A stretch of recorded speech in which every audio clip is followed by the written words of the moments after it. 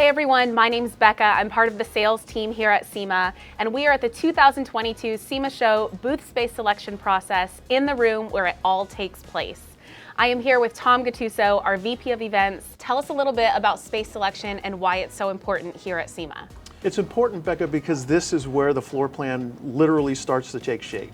And we go company by company from 55 years all the way down to brand new companies. Let's talk about the live floor plan. How cool is that? We delay what we're doing in the room by about 10 minutes out to the public, but it gives people an opportunity to see who's going to go where and start to make their plans for November.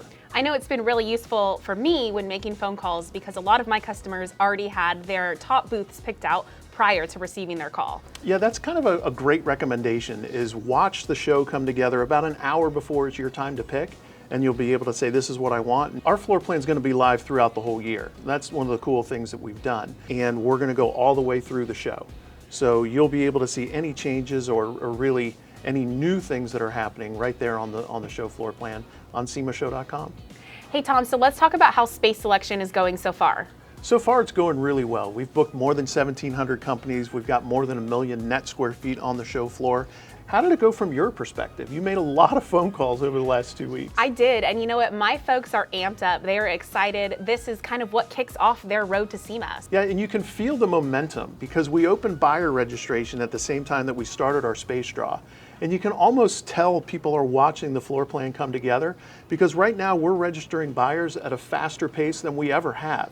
So that really tells us we know we're going to have a robust show with a lot of innovation and a lot of new products, and we're going to have really great support from the industry. Before we wrap up, now let's talk about what's next. Next, if you're an exhibitor, is to go to SEMAshow.com. In there, specifically look for our exhibit service manual. And that's going to have everything you need to know about producing your booth. Really a great one-stop to start your road to SEMA.